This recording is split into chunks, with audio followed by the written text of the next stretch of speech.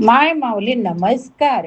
सणवार उत्सव उपक्रमात आज आपण कुलस्वामिनी देवता कुलस्वामिनी देवता म्हणजे काय हो, तर चला तर बघूया अभिवाचनातनं.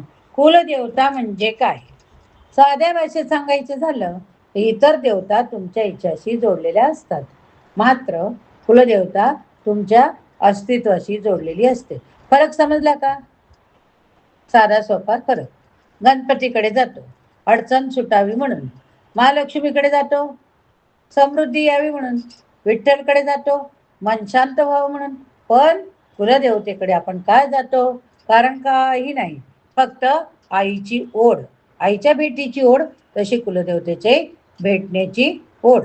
ती ओढ तुम्ही निर्माण केलेली नसते, ती जन्मापूर्वी पासूनची होय. ती ओढ असायला हवी. कुलदेवता आणि रक्त एक गूढ नातं, हे ऐकायला विचित्र वाटतं, पण हे खरं आहे बरं का. कुलदेवता ही रक्ताशी जोडलेली असते. म्हणजे तुमच्या आजोबांनी जिची पूजा केली, त्यांच्या आजोबांनी जिच्या समोर डोकं टेकवलं, पिढ्यानं पिढ्या ज्या शक्तीने या कुळाला सांभाळलं, ती शक्ती तुमच्यात असते. म्हणूनच तुम्हाला तिची ओढ असते. रक्तातून आलेली रक्त शब्द नाही. आवडला तर DNA म्हणा. हवं तर जसं आजोबांचे डोळे नातवात दिसतात, तसं कुलदेवतेची ऊर्जा प्रत्येक पिढीत उतरत राहते. म्हणून आपण पिढ्याना पिढ्या कुलदेवतेला नमस्कार करण्यासाठी जात असतो. म्हणूनच तुम्ही पहिल्यांदा कुलदेवतेच्या मंदिरात गेलात तरी ती जागा ओळखीची वाटते, एक वेगळा आनंद असतो. इतर मंदिरात जातो त्याच्यापेक्षा आपल्या कुलदेवतेला गेल्यानंतर जो आनंद असतो तो खूप वेगळा असतो. तो स्वतःचा अनुभवायचा असतो, कारण ती ओळख नवीन आहे. कारण ती शेकडो वर्षाची, अनेक पिढ्यांचे ऋण, जे कधी विसरता येत नाही. एक विचार करा, तुम्ही आज आहात कारण तुमचे आईवडील होते, ते होते कारण त्यांचे आईवडील होते, आणि ही साखळी शेकडो पिढ्यांपर्यंत जाते. त्या प्रत्येक पिढीने कधी कोणाकडे निशब्द आनंद व्यक्त केला, कठीण क्षणी कुणाकडे तरी हात पसरला, कुणाला तरी साकडं घातलं, कुणाला तरी म्हणाले आता फक्त तूच आहेस, आता फक्त तूच आहेस. ते कुणीतरी म्हणजे कोण? तुमची कुलदेवता. म्हणूनच दिवसातनं अनेक वेळा कुलदेवतेचं स्मरण आपोआप होतं.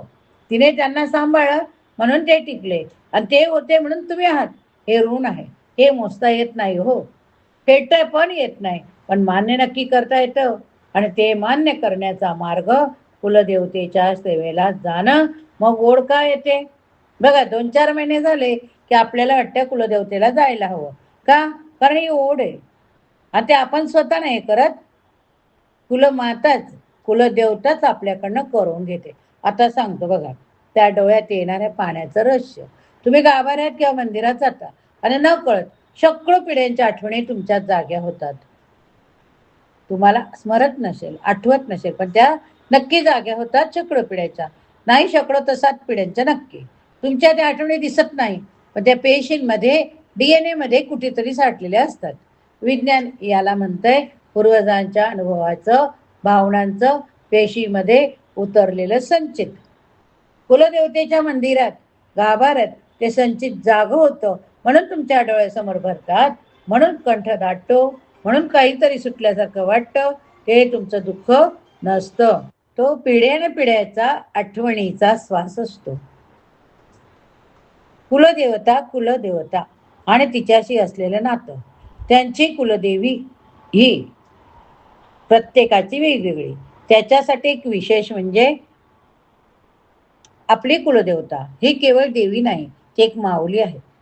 तिचं नाव घेतलं की आपल्याला शांती लाभते. हा क्रम महत्वाचा आहे. जी माऊली आधी शांत करते, मग लढायला उभी करते, ती खरी माऊली. तुमच्या कुळाने हिला निवडलं नाही, तिने तुमच्या कुळाला निवडलं, आणि ती निवड आजही कायम.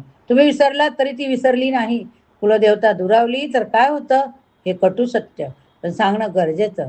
अनेक घरामध्ये दिसतं कुलदेवतेचं दर्शन वर्षानुवर्ष नाही, घरात तिची सेवा स्मरण काही नाही. काहींना तर नाव माहीत नाही. नाव माहीत नाही, अहो नाव माहीत आहे पण ओढ नाही, मंदिर माहीत आहे पण वाट नाही. आणि हळूहळू अशा घरात एक प्रकारची अस्वस्थता येते. कारण सापडत नाही, उत्तर मिळत नाही, सगळं असूनही काहीतरी नसल्यासारखं वाटतं. म्हणूनच वर्षातनं दोनदा एकदा तरी कुलदेवतेला दर्शनासाठी जातात.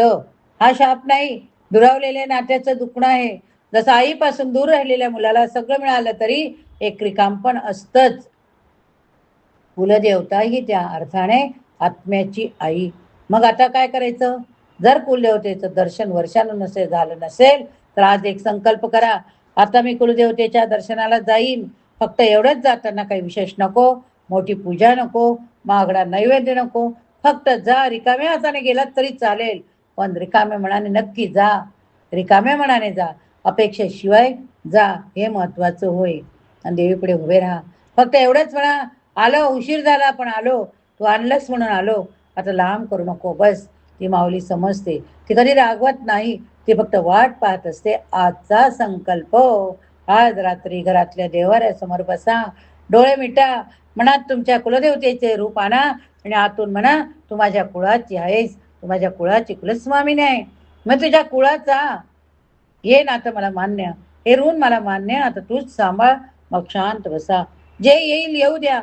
अश्रू, शांतता, हलकेपणा सगळंच तिचं उत्तर आहे. हे वाचून जर मनात कुलदेवतेची आठवण आली, तर जर खूप दिवस झाले असले असं वाटलं तर डोळे ओले होतील. ती ओढ आहे, ती ओढ कधीच मेली नव्हती, फक्त झाकली गेली होती. आज ती जागी झाली. लक्षात घ्या, इतर देवता तुमचं मागणं पुरवतात, कुलदेवता तुम्हाला अस्तित्व देते. इतर देवताशी नातं जोडता येतं, कुलदेवशीची नातं जन्माआधीच असतं, ते तोडताच येत नाही, तोडायचं नसतं. लक्षात ठेवा, ती तुमची निवड नाही, तुम्ही तिची निवड आहात, तुम्ही तिची निवड आहात. बोला 16 कुलस्वामिनी माता की जय.